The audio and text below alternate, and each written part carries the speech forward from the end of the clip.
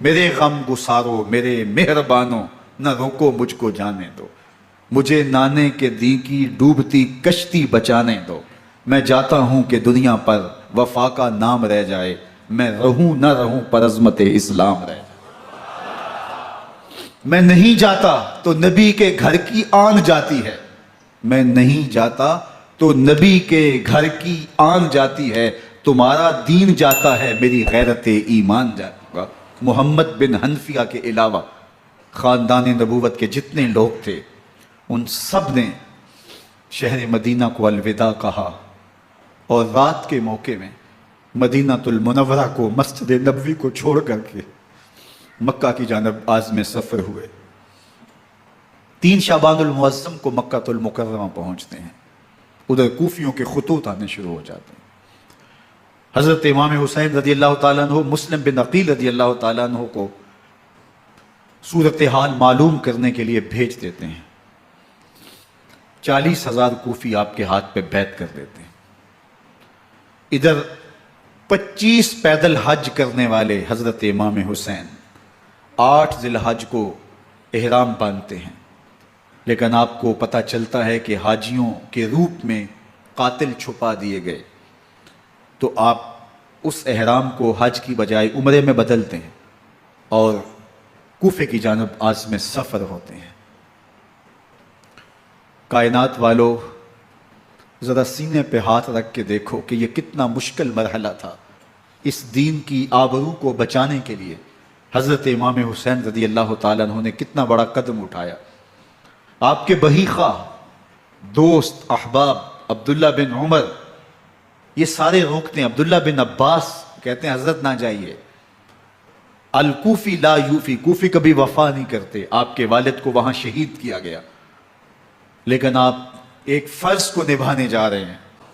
حضرت امام حسین یہاں سے چلتے ہیں، ابھی راستے میں ہی پہنچتے ہیں کہ یہ خبر آتی ہے کہ کوفے والوں نے بے وفائی کر دی، حضرت مسلم بن عقیل رضی اللہ تعالیٰ عنہ کو شہید کر دیا گیا، نعمان بن بشیر معزول کر دیے گئے، ابن مرجانہ ابن زیاد وہاں متعین کر دیا گیا جو سخت گیر شخص تھا، اور اس نے لوگوں کو ڈرایا دھمکایا اور کوفے کے لوگوں کے دل بدل گئے اور وہ بیعتیں توڑنے لگے۔ وہ منظر مسجد کوفہ کا کتنا دلگداز تھا، جب امام نماز کے لیے کھڑے ہوئے تو 40,000 لوگ آپ کے پیچھے تھا۔ جب سلام پھیرا اور امام نے دیکھا کہ پیچھے لوگ نہیں ہیں، پھر لوگوں نے اپنے دروازے بھی بند کر لیے۔ رات کی تنہائیاں ہیں اور حضرت مسلم بن عقیل کو کوئی پناہ دینے والا نہیں ہے۔ لوگوں نے دروازے بند کر لیے کہ کہیں ہمارے گھر میں نہ آ جائیں اور ہم مشقت اور حکومتی تشدد کا شکار نہ ہوں۔ کتنا دردناک لمحہ ہے حضرت مسلم بن عقیل رضی اللہ تعالیٰ عنہ پہ، اور پھر حضرت مسلم بن عقیل بے دردی سے شہید کر دیے جاتے ہیں۔ آپ ابھی راستے میں ہیں، یہ ساری کہانی پہنچتی ہے کہ حضرت مسلم شہید کر دیے گئے اور بے دردی سے شہید کر دیے گئے۔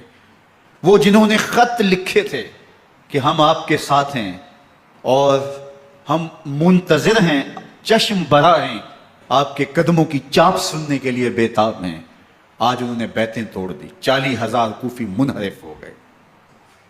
مسجد کوفہ کا وہ منظر کس قدر روح کو تڑپا دینے والا تھا۔ ہم پچھلے سال عصر اور مغرب کے درمیان جب کوفہ پہنچے تو سورج ڈوبنے کے قریب تھا۔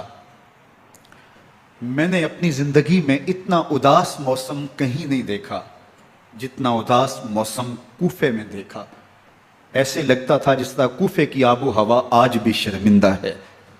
جو مسلم بن عقیل اور خاندان نبوت کے ساتھ اہل کوفہ نے کیا، حضرت امام حسین رضی اللہ تعالیٰ عنہ کو ان کے بہی خواہوں نے، اعزاء نے، اقربا نے، دوستوں نے، آوان و انصار نے، ساتھیوں نے کہا کہ حضرت حالات یکسر تبدیل ہو گئے، اب ہمیں مراجعت کر جانی چاہیے، واپس پلٹ جانا چاہیے۔ تو حضرت امام حسین کافی سوچ بچار میں رہے۔ پھر اس کے بعد آپ نے فیصلہ کیا کہ ہم آگے بڑھیں گے۔ دوستوں نے کہا کہ حضرت اگر آپ آگے بڑھیں گے تو ہمیں لگتا ہے کہ وہ آپ کے ساتھ سلوک اچھا نہیں کریں گے اور آپ بچوں کے سامنے پیاس سے شہید کر دیے جائیں گے۔ تو حضرت امام حسین رضی اللہ تعالیٰ عنہ نے وہاں ایک خطبہ ارشاد فرمایا کہ لوگوں تم جو مجھے بتا رہے ہو مجھے اچھی طرح معلوم ہے، جو تم مجھے منظر پیش کر رہے ہو وہ میری نگاہوں میں ہے، اور جو کچھ ہونے والا ہے چشم تصور وہ منظر دیکھ رہی ہے۔ کیونکہ حضرت امام حسین رضی اللہ تعالیٰ عنہ کی شہادت کی خبر حضرت امام حسین کے پیدا ہوتے ہی خاندان نبوت میں عام تھی۔ حضور علیہ الصلوۃ والسلام کو یہ بات جبریل امین نے آ کے بتائی تھی جب حسین ابن علی کے ساتھ حضور محبت کا اظہار کر رہے تھے، تو یہ جبریل امین نے آ کے کہا تھا حضور آپ کا یہ بیٹا ارض طف میں شہید کر دیا جائے گا، اور کربلا کی مٹی لا کے حضور کو دی اور ام سلمہ کو حضور نے عطا کر دی۔ حضرت ام سلمہ کہتی ہیں کہ ایک دن میں سوئی تو خواب دیکھا کہ حضور کے مبارک بال بکھرے ہوئے ہیں اور سخت پریشان ہیں، تو میں نے کہا کہ حضور آپ کی یہ کیا حالت ہے؟ وَبِيَدِهِ قَارُورَةٌ، اور حضور کے ہاتھ میں ایک شیشی ہے، فیہا دمن، جس کے اندر خون ہے۔ تو میں نے کہا حضور یہ کیا؟ فرمایا میں قتل گاہ حسین سے آ رہا ہوں اور یہ حسین ابن علی کا خون ہے۔ تو کہا 10 محرم کا دن تھا، دوپہر کا یہ منظر تھا، میں کیلولہ کر کے اٹھی، جب میں نے دیکھا تو وہ شیشی جس میں کربلا کی مٹی رکھی تھی وہ خون بن چکی تھی۔ تو یہ خبر پہلے دی گئی تھی، یہ بتا دیا گیا تھا۔ فرمایا میرے دوستو جو تم مجھے بتاتے ہو میں اس سے بے خبر نہیں ہوں، یہ سب کچھ ہونے والا ہے، لیکن اس کے باوجود میں کیوں جا رہا ہوں؟ تو آپ کا ایک تاریخ ساز جملہ ہے جو کربلا کے فلسفے کو ہمارے سامنے رکھتا ہے کہ یہ اتنا بڑا امتحان کیوں دیا۔ حضرت امام حسین رضی اللہ تعالیٰ عنہ نے فرمایا وَلَكُمْ فِيَّ أُسْوَةٌ، میں اس لیے جا رہا ہوں قیامت تک ظلم، جبر اور ناانصافی کے خلاف کھڑے ہونے والوں کے لیے کوئی نمونہ تو ہو۔ میری زندگی قیامت تک ظلم، جبر اور استحصالی نظام کے خلاف کھڑے ہونے والوں کے لیے نمونہ ہے۔ تو حضرت امام حسین رضی اللہ تعالیٰ عنہ نے حق اور باطل کے درمیان ایک سرخ لکیر کھینچ دی اپنے خون سے۔ اب حق اور باطل کا امتیاز کرنا مشکل نہیں ہے، کوئی باطل پہ اڑا رہے تو الگ بات ہے، لیکن امتیاز کرنا مشکل نہیں ہے۔ حدود بالکل واضح کر دی۔ اقبال نے یہاں کتنی خوبصورتی کے ساتھ اس مضمون کو نبھایا۔ سرخ رو عشق غیور از خون او، شوخی این مصرع از مضمون او، تا قیامت قطع استبداد کر، موج خون او چمن ایجاد کر۔ ایک جہاں آباد کر دیا، حق اور باطل کی راہیں اجال دی۔ اب لوگوں کو یزید کا چہرہ پہچاننے میں دیر نہیں لگتی، وقت کے ہر یزید کا چہرہ آسانی سے پہچانا جا سکتا ہے۔ یہ معرفت زمانے کو کروائی کس نے؟ حسین ابن علی نے کروائی رضی اللہ تعالی عنہ۔ تو حضرت امام حسین نے فرمایا کہ جو میرے ساتھ ہونے والا ہے میں اچھی طرح جانتا ہوں، لیکن میں اس کے باوجود آگے بڑھوں گا۔ پھر بڑھے اور کربلا میں جا کے خیمہ زن ہو گئے۔ 7 محرم کو پانی بند کر دیا گیا۔ پانی بند ہوا تو کھانا بھی میسر نہیں تھا، لیکن ذکر پانی کا ہوتا ہے اس لیے کہ کھانے کے بغیر انسان کئی دن کاٹ لیتا ہے، لیکن پانی کے بغیر گزر نہیں ہوتی۔ تو فرات کی نہر سامنے اپنی موجوں کے ساتھ چمک رہی ہے، لیکن ایک قطرہ آب بھی آل رسول کو نہیں دیا جا رہا۔ کائنات کے اندر ایسے انوکھے امتحان بھی ہوتے ہیں، وارث ہوں ساقی کوثر کے، مالک ہوں حوض کوثر کے، اور بیٹے ہوں ساقی کوثر کے، اور آج ایک بوند پانی کی بھی میسر نہ ہو۔ صبر کا امتحان ہے، عزیمت کا امتحان ہے۔ حضرت امام حسین رضی اللہ تعالیٰ عنہ خیمہ زن ہو گئے۔ 3 دن تک پانی بند رہتا ہے۔ 9 محرم کو رات کی تنہائی میں حملہ آور ہونا چاہتے ہیں، لیکن آپ نے کہا کہ ہمیں اللہ کے حضور عبادت اور ذکر کے لیے وقت دیا جائے۔ ساری رات ذکر میں گزرتی ہے، عبادات میں گزرتی ہیں۔ رات کے اندھیرے میں آپ چراغ بجھا دیتے ہیں۔ آوان و انصار کو کہتے ہیں کہ ان کی دشمنی میرے ساتھ ہے، انہیں میرا خون چاہیے، اگر تم رات کی تاریکی میں نکل جاؤ تو میں تم سے کوئی مواخذہ نہیں کروں گا، اور یہ بھی تمہارا پیچھا نہیں کریں گے، اس لیے کہ ان کا مطلوب تم نہیں ہو، ان کا مطلوب میں ہوں۔ جب چراغ جلایا تو کوئی بھی نہیں گیا۔ مسلم بن نوسجہ کھڑے ہو کے کہتے ہیں حضرت اگر ہمارے بدن کو 70 بار کاٹا جائے اور جلایا جائے اور ہواؤں میں اڑا دیا جائے پھر بھی آپ کا ساتھ نہیں چھوڑیں گے۔ 70 سال کے بوڑھے ہیں حبیب بن مظاہر، کہتے ہیں حضرت آپ کو چھوڑ کے جائیں کہاں، آپ کو چھوڑ کے جائیں کہاں؟ کوئی ساتھ چھوڑنے کے لیے تیار نہیں ہے۔ پیاس ہے، سخت گرمی ہے، کربلا کا ماحول ہے، 72 افراد اور خاندان کی خواتین میدان کربلا میں خیمہ زن ہیں۔ دوسری طرف لشکر اعداء اشقیا 22,000 کی تعداد میں مقابلے میں، ایک روایت 30,000 کی ہے۔ ان صرف 72 پیاسے لوگوں کے لیے اتنے لوگوں کو جمع کرنے کا مقصد خوف زدہ کرنا تھا. شرط ہے کہ یا یزید کی بیعت کر لیں, محاصرے توڑ دیں گے, پانی دستیاب ہوگا, اعزاز و اکرام سے نوازا جائے گا, خزانوں کے منہ کھول دیے جائیں گے.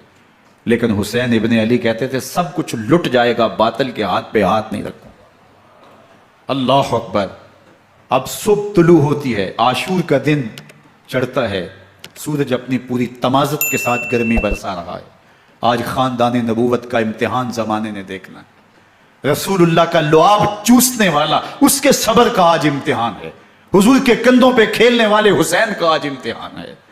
اللہ اکبر.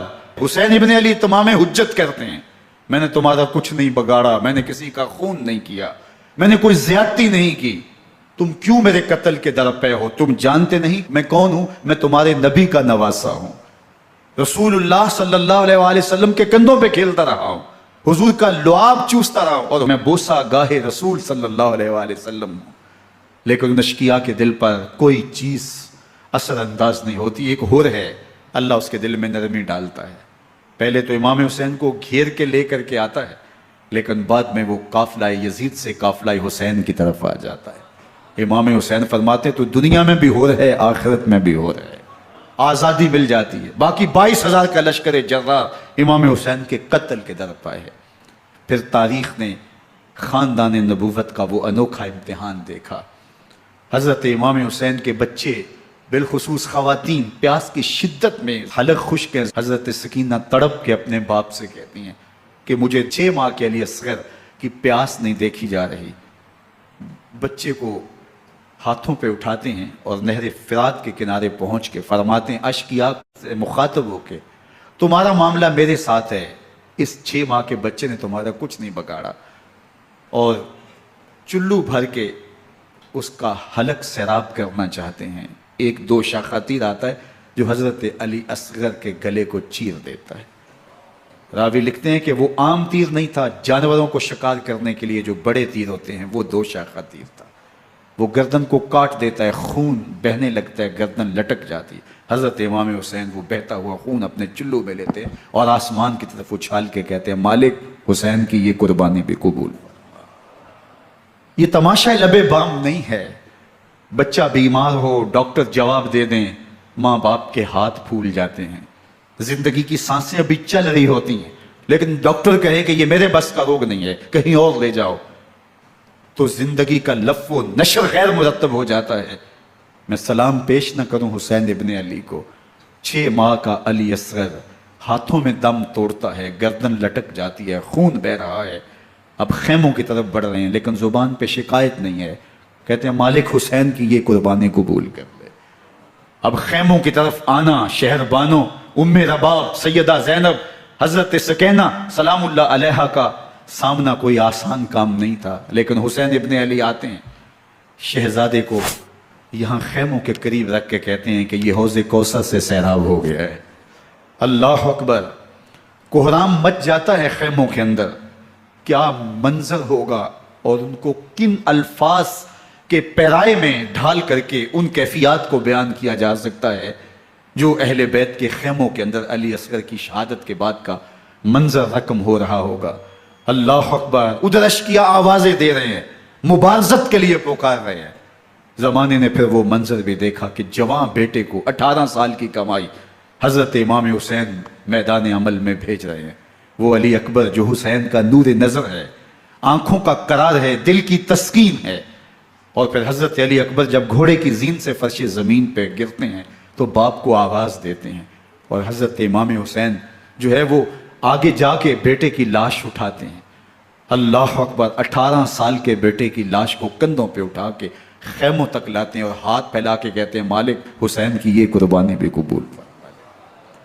کبھی قاسم بن حسن کی لاش اٹھا کے لاتے ہیں, کبھی اون و محمد کی لاشیں اٹھا کے لاتے ہیں, بتیجوں کی, بھانجوں کی, بھائی عباس کے کٹے ہوئے بازو اور زخموں سے چھدا ہوا لاشا. کیا کیا قیامتیں تھیں جو اس کربلا کے ایک میدان کے اندر نہیں توڑی گئیں. حضرت امام حسین پر دکھ پہ دکھ, تکلیفوں پہ تکلیفیں. اب 71 لاشیں اٹھا کے خیموں تک پہنچا چکے, اور ادھر مبارزت کی دعوت دی جا رہی, آؤ میدان عمل میں آؤ, اب دیر کیوں کر رہے ہو. رسول اللہ کا حرم، رسول اللہ کی شہزادیاں جو نازوں میں پلی تھیں، وہ کلیاں جو شبنم کا بوجھ بھی گوارا نہیں کر سکتی تھی، آج مصیبتوں کے پہاڑ ٹوٹ گئے۔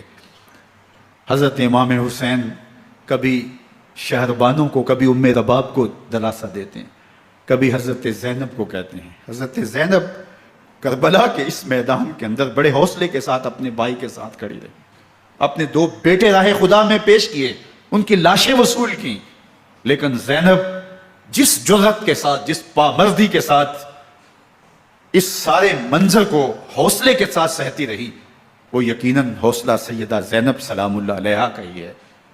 لیکن یہ وہ منظر تھا کہ زینب کا دل بھی ڈول گیا جب حسین ابن علی گھوڑے پہ بیٹھنے لگے، اور ان کو گھوڑے میں بٹھانے والا کوئی نہیں تھا، اور جو بھی سوار جاتا پھر واپس اس کی لاش ہی آتی اور حسین ابن علی لے کے آتے۔